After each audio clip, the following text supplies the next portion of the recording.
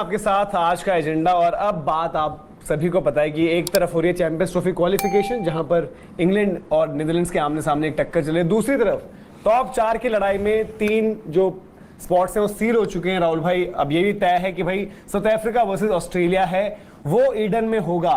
Terms and conditions applied. उस terms and conditions applied में ये है कि अगर जो कुदरत के निजाम की बात चल रही है बहुत ज्यादा, आज हालांकि बारिश नहीं हुई है, आप सब लोगों ने आई होप आपने वेदर अपडेट भी देख ली होगी जो हमने स्पोर्ट्स तक पर डाली भी है, लेकिन आज नहीं हुई है बारिश राहुल भाई। कल की फोरकास्ट आप भी बताइए। वो अपडेट क्या है? आज वाली या कल वाली? जो आज स्पोर्ट्स तक पे डली है, आप चाहते हैं लोग वहां जाके देखें एक बार? आप एक बार मैं आपको बता दूं कि आज तो ऐसा लगा कि भाई आज अगर मैच हो जाता तो कोई ना कोई नतीजा आता, किसी न किसी तरीके से आपको रिजल्ट सामने आता।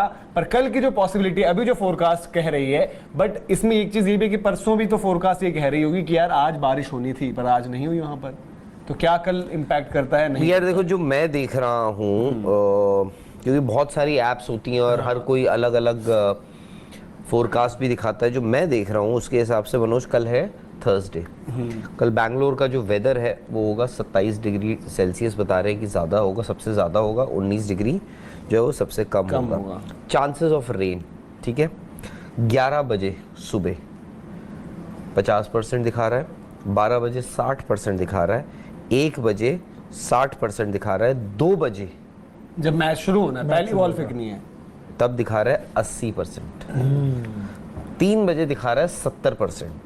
तो अगर 11 से 3 बजे तक अगर बारिश हो रही है तो मैच आपका वक्त पे तो शुरू हो नहीं रहा है। और पिछला भी जो मैच हुआ था उसमें बारिश का यही था कि 2 बजे से बारिश ने तंग करना शुरू करना था और हुआ भी था। हाँ, बट उसके बाद जो मैं देख पा रहा हूँ ये है कि 4 बजे करीब जो है वो आपके बादल और बारिश थम जानी चाहिए, बट 6 बजे दोबारा बारिश के आसार है।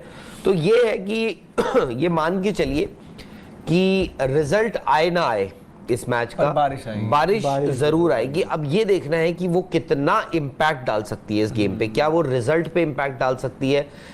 रिजल्ट यानी कि मैच हो ही ना, पॉइंट स्प्लिट हो जाए। इसमें फायदा एक तरीके से पाकिस्तान का, अगर वो अपना मैच जीतते हैं तो न्यूजीलैंड के लिए नुकसान हो जाएगा। न्यूजीलैंड के लिए नुकसान हो जाएगा। न्यूजीलैंड ये चाहेगा कि भाई हमारे हाथ में रहे चीजें, और अगर कल मैच होता है वो जीत जाते हैं तो काफी हद तक वो इंश्योर कर लेंगे कि अब हम ही चौथी टीम हम ही है और इंडिया वर्सेस न्यूजीलैंड एक तरीके से हो जाएगा। बिल्कुल। वैसे देखिए, फिलहाल टेक्निकली बोला जाए तो अभी क्योंकि मैच चल रहा है एक, बट फिर भी आप मान के चलिए कि नीदरलैंड्स बाहर हो गई है इस दौड़ में।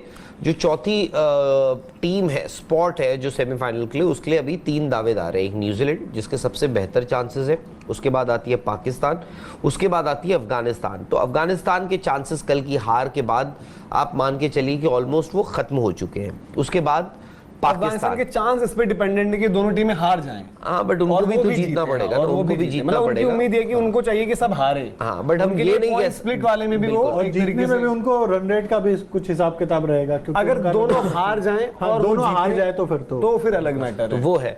और उसके बाद ये बनता है, आई थिंक मैं कहीं पढ़ रहा था कि ऐसा है कि अगर न्यूजीलैंड, अगर आप पाकिस्तान को फिलहाल हटा भी दे तो ये है कि अगर न्यूजीलैंड जो है कल का मैच 1 रन से हारता है तो अफगानिस्तान को अपना अगला मैच जो है वो करीब 400 या 500 रन से जीतना पड़ेगा।